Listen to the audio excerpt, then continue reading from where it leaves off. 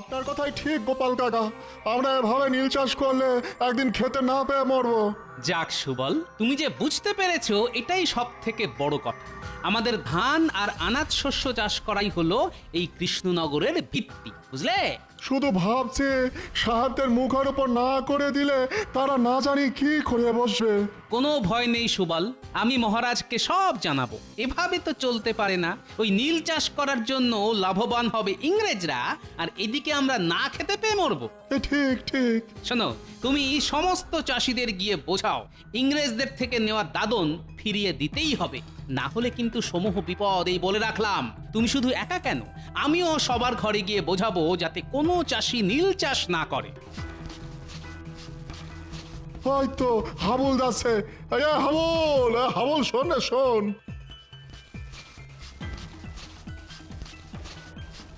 কি ব্যাপার সুবল ভাই, সাত সকালে এখানে দাঁড়িয়ে মাঠে যাওনি? নীল চাষ করতে হবে যে। আচ্ছা, নীল চাষ করলে খাবার শস্য ফলবে কি করে হাবুল? আমাকে একটু বুঝিয়ে দাও তো। আগে গোপালদা, এটা ভেবে দেখিনি গো। শোনো হাবুল, তোমরা যদি এটা না ভাবো তাহলে এটা কে ভাববে বলো দেখি? যদিও আমি ভেবেছি, এটা বুঝতে পারছি আমাদের সামনে সমূহ সর্বনাশ। সত্যি তো, নীল চাষের জন্য আমাদের অত সুন্দর আমন ধান এই মরশুমে যে আর হবে না। ইংরেজদের দেওয়া দাদন ফিরিয়ে দিতে হবে হাবুল। তোমরা সবাই একজোট হও, এটা করতেই হবে।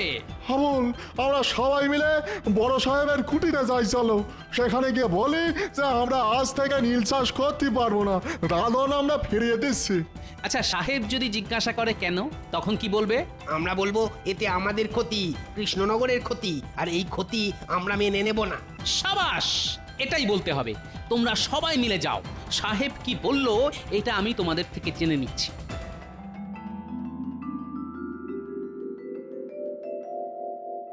কি ব্যাপারটা কি মন্ত্রী?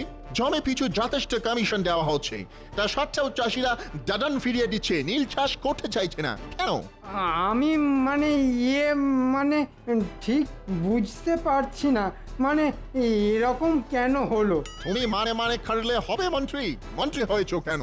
আসলে আমি তো আপনাদের হয়ে প্রকাশ্যে কিছু করতে পারছি না, তাহলে সব জানাজানি হয়ে যাবে।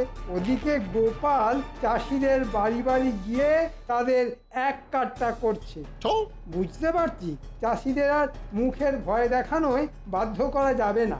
যদি ব্যাটাদের তুলে এনে আচ্ছা করে চাবুক পেটা করা হয় তাহলে ঠিক সুরসুর করে রাজি হবে। ওকে ওকে, তাহলে তাই হোক। হ্যাঁ, তাই করুন, এছাড়া উপায় দেখছি না। ব্যাটা গোপালটা নেতা হয়েছে, আমায় জ্বালিয়ে খাচ্ছে সব জায়গায়।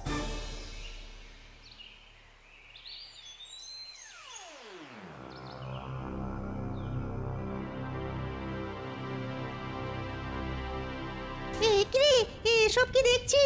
এসব কি দেখছি রে? আমাদেরও কি এরকম ধরে নিয়ে যাবে? কিছুই বলা যায় না রে কুটি, আমাদেরও এরকম ভাবে এরা ধরে নিয়ে যেতে পারে। আমার মনে হয় দাদুকে সব জানানো উচিত। ঠিক বলেছিস কুটি, একমাত্র গোপাল দাদুই পারবে কিছু একটা করতে।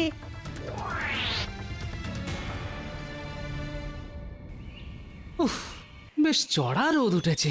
বেরোবার সময় ছাতাটা নিতেই ভুলে গেলাম, গিন্নি একবার মনে করিয়ে দিল না। ও গোপাল দাদু, আরে দাঁড়াও দাঁড়াও।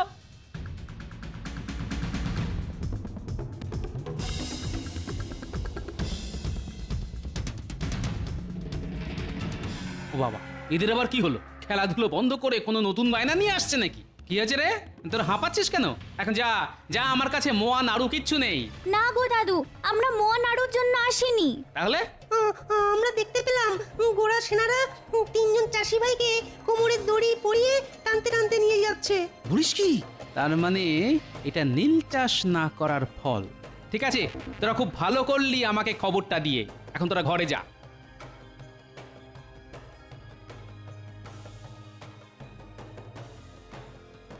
কি ব্যাপার, এত তাবু পড়েছে? তার মানে কি সাহেবরা গোপনে সেনা সমাবেশ করে জুলুম করতে চাইছে? অবশ্য ইতিমধ্যেই জুলুম শুরু হয়ে গেছে।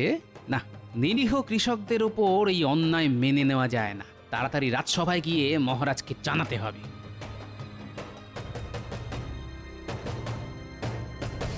কি ব্যাপার গোপাল, তুমি হলে হাসির আস্ত কুম্ভ, কিন্তু তুমি আজ খুব মনমরা বলে মনে হচ্ছে।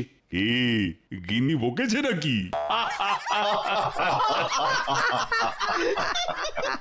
না মহারাজ, একটা গুরুতর কারণে আমি বিশেষ চিন্তিত। কেন গোপাল? আমি তো তোমার এই চিন্তার কারণটাই জানতে চাইছি। কারণ তুমি চিন্তিত থাকলেই আমার যে বড় ভয় করে। মহারাজ, মনে হচ্ছে ইংরেজ সাহেবরা কৃষ্ণনগরে আবার একটা গোলমাল শুরু করতে চাইছে। সে কি? কেন? প্রজারা তো বেশ স্বস্তিতে আছে বলেই শুনেছি। তোমার বুদ্ধিতে কৃষকরা তো দাদন ফিরিয়ে দিচ্ছে, তারা খাদ্যশস্য চাষ করছে। সেটা আমিও ভেবেছিলাম মহারাজ, কিন্তু ওই গোরা সাহেবরা এত সহজে এটা মেনে নেবে না। আসার পথেই দেখলাম নতুন করে সেনা তাবু পড়েছে, আর শুনলাম 3 জন কৃষককে নাকি কোমরে দড়ি বেঁধে নিয়ে গেছে। সে কি? নতুন করে সেনা ঢুকছে নাকি কৃষ্ণনগরে? কই, আমায় তো কেউ জানায়নি। মন্ত্রী, আহ, তুমি সারাদিন করোটা কি বলো তো? এক্ষুনি চড় লাগিয়ে খবর নাও, এর উদ্দেশ্য কি? চর তো আমি মহারাজ, তবে কৃষ্ণনগরের নয়, সাহেবদের। বদলে যা পাই সারা মাসে রাজসভা থেকে তার অর্ধেকও পাই না। কি হলো? আহ, কি ভাবছো কি বলো তো মন্ত্রী? না, আপনি ভাববেন না মহারাজ, আমি দেখছি।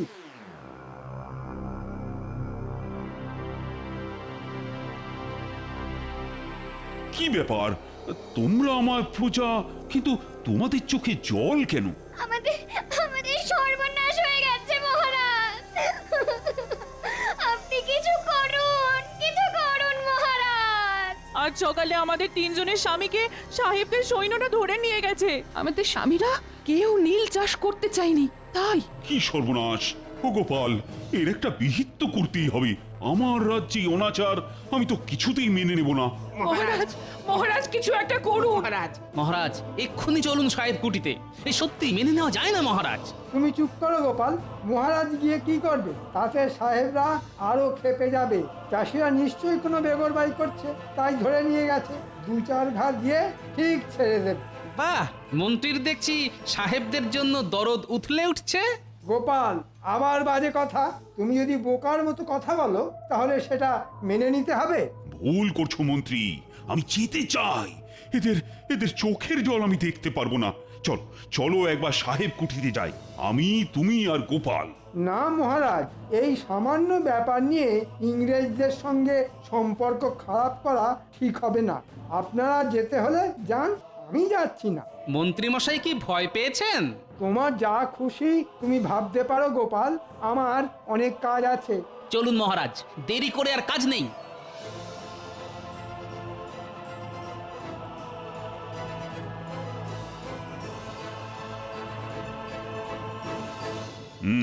আমি জানতে চাইছি এই 3 জন চাষিকে এভাবে ধরে আনার কি কারণ? মাই গড, আপনি এটাও জানেন না? ওরা দাদন নেওয়ার সাথেও নীল চাষ খাইতে চাইছিল না, তাই ভাবিলাম ওদের চাপকে সিধে না খাইলে শিক্ষা হইবে না। কিন্তু সাহেব, এটা ঠিক হয়েছিল যে চাষিরা দাদন ফিরিয়ে দেবে, তারা নীল চাষ করবে না। দাদন আপনারা জোর করে দিয়েছিলেন, ওরা স্বেচ্ছায় নেয়নি। আমরা একটু কম বুঝি। দাদন যখন একবার নিয়েছে তখন ওদের খাদিতেই হইবে, নইলে মরিতেই হইবে। তাছাড়া দেশ থেকে বড়লাট আসিতেছেন, তিনি আসার আগে জমিটা নীল চাষ শুরু করিতে হইবে। সেই জন্য সেনা সমাবেশও শুরু হইয়াছে। এবার যদি আপনারা বাধা দেন তাহলে জানিয়া রাখুন, আমি আপনাদের ছাড়িয়া দিব না। হ্যাঁ, তাহলে শুনে রাখো সাহেব, আমিও বলে যাচ্ছি, প্রাণ দিতে হলে দেব, তবু কৃষ্ণনগরে নীল চাষ হতে দেব না।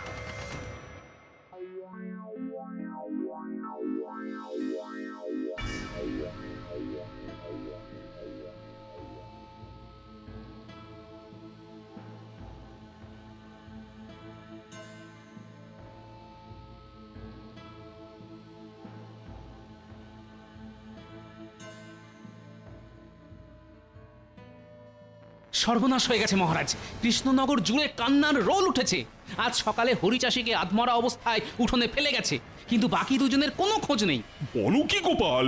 হায় হায় হায়, রাজ্যে এ কি শুরু হলো? মন্ত্রী, এ কি সব শুনছি? না মহারাজ, আর চুপ থাকা যায় না। কাল ওই সাহেবের কথা শুনলেন তো, আমাদেরও বদলা নিতে হবে। ইটের বদলে পাটকেল না দিলে ওই সাহেবদের শিক্ষা হবে না মহারাজ। এক্ষুনি আমাদের কিছু লোক জোগাড় করতে হবে, আর রাতের অন্ধকারে ওদের তাঁবুতে আগুন দেব। ওদের বুঝিয়ে দিতে হবে আমরাও ভীতু নই। এটাই হবে আমাদের উপযুক্ত জবাব। কামানের মুখে ওই লাঠি সোটা ফুৎকারে উড়ে যাবে। তার চেয়ে ওদের সাথে সন্ধি করে কিছু জমি নীল চাষের জন্য ছেড়ে দেওয়া উচিত মহারাজ। এ কি বলছো মন্ত্রী? ওদের কাছে বশ্যতা স্বীকার করে দেশের জমি ওদের দিয়ে দেব? না না না না না, আমি স্বাধীনভাবে বাঁচতে চাই, এ আমি কিছুতেই পারবো না। কিন্তু মহারাজ, কোনো কিন্তু নয় মন্ত্রী, ওদের একটা জোরালো জবাব দিলে যদি ওদের শিক্ষা হয়। গোপাল, তুমি তুমি সাবধানে সমস্ত আয়োজন করো, লোক জানাজানি হলে কিন্তু পুরো পরিকল্পনাটাই ভেস্তে যাবে। আমি তোমার সাথে আছি। এ হতে দেওয়া যায় না। যেভাবেই হোক বড় সাহেবকে খবরটা দিয়ে সতর্ক করতে হবে, না হলে এই অনর্থ ঘটলে আমায় সাহেব ছেড়ে দেবে না।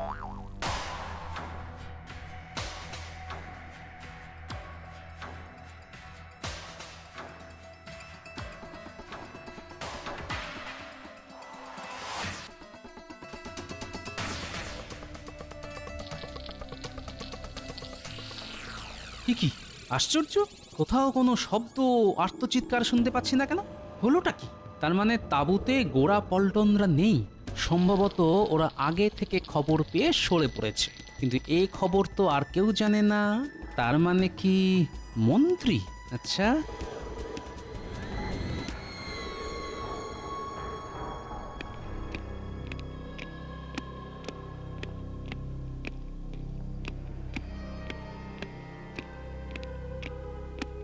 কাল তোমার লোকজন সেনা ছাউনিতে আগুন লাগিয়ে আমাদের সমস্ত সেনাকে পুড়িয়ে মারার প্ল্যান করেছিল।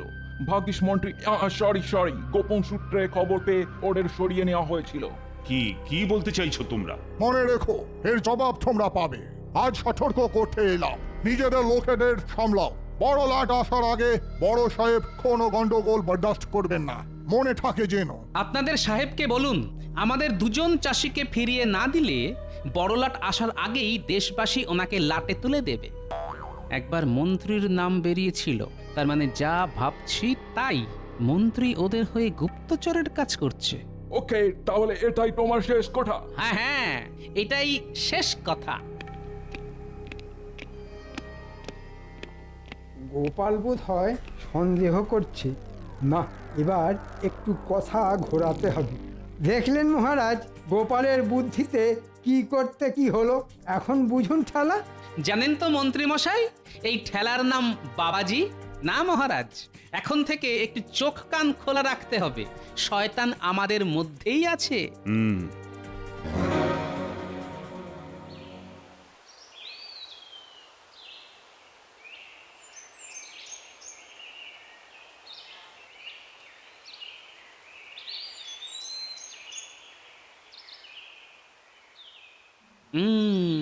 এদের দিয়েই আমার কাজ হবে। এই পুঁটি, নাপলা, গুলটে, টাপা, তোরা এক দৌড়ে এদিকে চলে আয়। কি গো দাদু? তোরা শোন, মন্ত্রীর গতিবিধির ওপর একটু নজর রাখতে হবে। এই কাজটা আমরা ভালোই পারি। তোরা নজর রাখবি আর আমাকে খবর পৌঁছে দিবি। যা, তোরা এখন গিয়ে খেলতে পারিস, যা। প্রজারা এখন বিধ্বস্ত, ভেঙে পড়েছে। এখনই ওদের এক কাট্টা করে ঝাঁপিয়ে পড়তে না পারলে ওই সাহেবরা ভাববে আমরা ভয় পেয়েছি, তাতে অত্যাচার আরো বাড়বে। শোনো, তোমাদের সবাইকে লাঠি সোটা নিয়ে এক কাট্টা হতে হবে। আপনি বললে আমরা এক্ষুনি প্রস্তুত হতে পারি। আমরা সবাই ইংরেজ কুঠি আক্রমণ করব।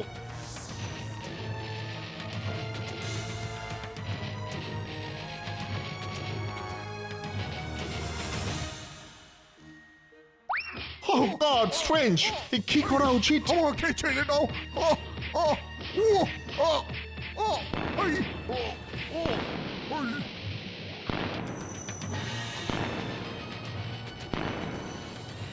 বন্ধুরা, তোমরা কেউ ভয় পেও না। আজকে ওদের ভয় পাবার দিন। ইংরেজ দূর হও, ইংরেজ নিপাত যাও। দিন দিন পরিস্থিতি খারাপে ঠিকে যাচ্ছে। এসব চালিতে থাকিলে তো বড়লাট আসার আগেই আমরা লাটে উঠিব। মন্ত্রীটাও কোনো কাজের নয়, ফুল। এত টাকা নিচ্ছে, ওকে ধরে আনো।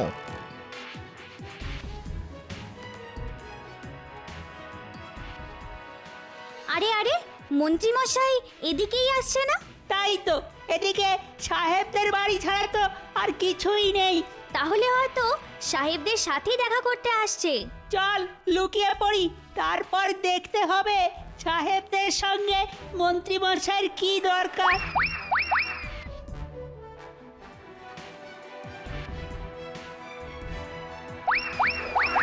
নীলছাস তো লাঠে উঠিল, তোমার বুদ্ধিতে কৃষক পেটাইতে গিয়ে ঝামেলা বাড়িল।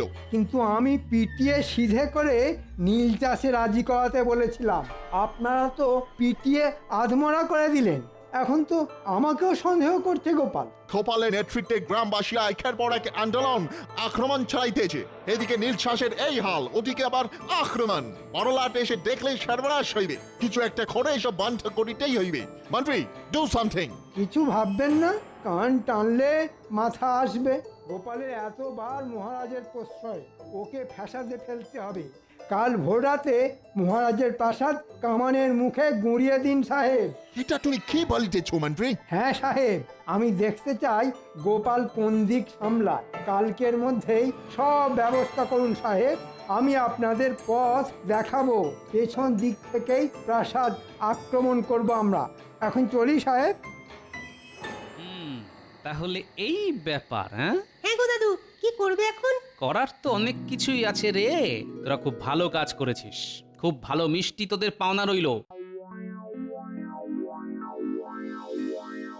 আমার দিকে দেখি সবাই সন্দেহের চোখে দেখছে, তাই এবার একটু ভালো সাজতে হবে। মহারাজ, গোপন সূত্রে খবর পেলাম সাহেবরা রাজপ্রাসাদ আক্রমণের ছক কষছে। তা আমাদের কি এখন করা উচিত? তাই বলি কি, আমাদের এখানে থাকা ঠিক নয়। কয়েকটা দিন সবার নিজের বাড়িতে গা ঢাকা দিয়ে থাকা উচিত। আপনিও কয়েকটা দিন অন্য কোথাও চলে যান মহারাজ। আহা মন্ত্রী, কি বললেন! অসম্ভব কথা বলুন না তো মন্ত্রী। এই বিপদের সময়ে আমি প্রাসাদ ছেড়ে চলে যাব? না মানে ভালোর জন্যই বলছিলাম। সবাই মিলে বুক চিতিয়ে লড়বো। তোমরা সবাই আছো, আর গোপাল তো আছেই। এত ভয় পেলে তো ওরা পেয়ে বসবে। আমি নেই মহারাজ, গোপাল সাহেবদের অকারণে চটাবে, আর আমরা কামানের মুখে খামোকা জীবন দিতে পারবো না। আমি চললাম, কয়েকটা দিন গা ঢাকা দিয়েই থাকি। কি তোমার তোমার এত স্পর্ধা মন্ত্রী? ওকে যেতে দিন মহারাজ, ওর মতো মানুষের দেশ রক্ষায় কোনো প্রয়োজন নেই। সব ভুলি উড়ে যাবে, আগে তো বেঁচে থাকো। চলি, তোমরা বেঁচে থাকলে আবার দেখা হবে। মহারাজ, আমাদের বিপদ আসন্ন, আসল শয়তানটা গেছে। এখন আলোচনায় বাধা নেই। আপনারা সবাই বলুন, রাজ্যের এই বিপদে আপনারা সঙ্গে আছেন তো? হ্যাঁ নিশ্চয়ই। যা করার আজই করতে হবে মহারাজ। আজ ভোর রাতেই হামলা হবে, আমি নিশ্চিত। আপনাদের যা করতে হবে শুনুন। ব্যাস, আপনারা সারা গ্রাম ঘুরে লোকজন আর লাঠি ইট পাথর নিয়ে প্রস্তুত থাকবেন। আমি কয়েকজনকে নিয়ে এদিকে ফাঁদটা পাতব। বেশ, তবে তবে তাই হোক গোপাল। তোমার উপর আমার যে অনেক ভরসা।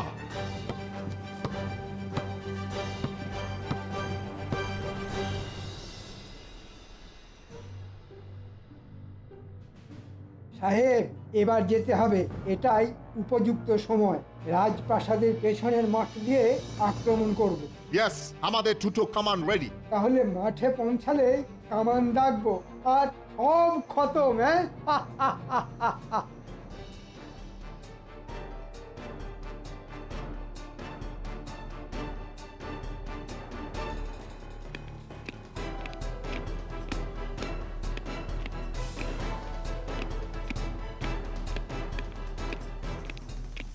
মহারাজ, দেখছেন? বিলক্ষণ। এখন উপায়? চিন্তা করবেন না মহারাজ, দেখুন।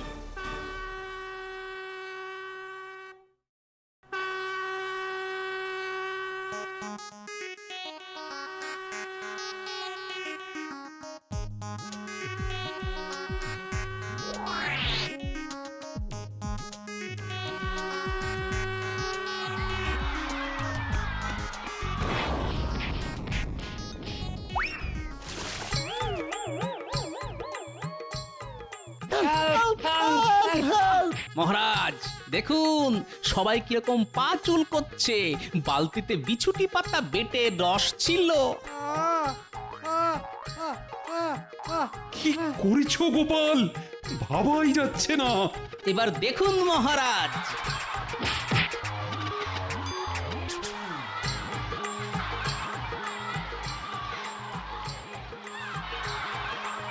সেনাপতি আগে মহারাজ, এদের সবাইকে বেঁধে বন্দি করো।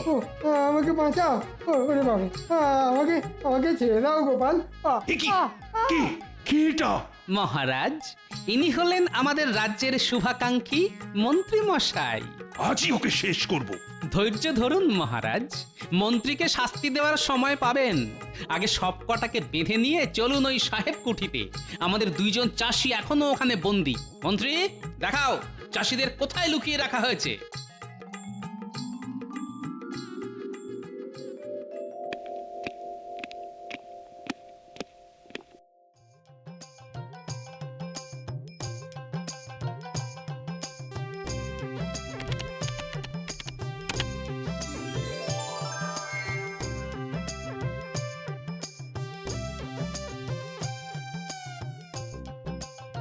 আর কোনো ভয় নেই হাবুল আর সুবল, তোমরা মুক্ত। মহারাজ, সব কটা ইংরেজকে গারদে বন্দি করতে বলুন। বড়লাট এলে রাজ্যের মানুষই তার সামনে এদের শাস্তি দেবে। মহারাজ, ভুল হয়ে গেছে মহারাজ, মাফ করে দিন। ছি ছি মন্ত্রী, ছি! তুমি এতটা নীচ! অর্থের জন্য নিজের দেশকে বিক্রি করতে চাও? এর বিচার আমি নয়, প্রজারাই করবে। শাস্তি ওরাই দেবে। ভাবতে অবাক লাগে, আমার রাজসভার মন্ত্রী কিনা দেশদ্রোহী। দেখো দেখো, গোপালকে দেখে শেখো দেশপ্রেম কাকে বলে। মহারাজ, দেশের নুন খাই, দেশকে ভালোবাসা তো কর্তব্য। আমি কর্তব্যটুকুই করেছি মহারাজ। জয় গোপালের জয়। গোপালের জয় নয়, এ আমাদের মাতৃভূমি কৃষ্ণনগরের জয়, আমাদের দেশের জয়।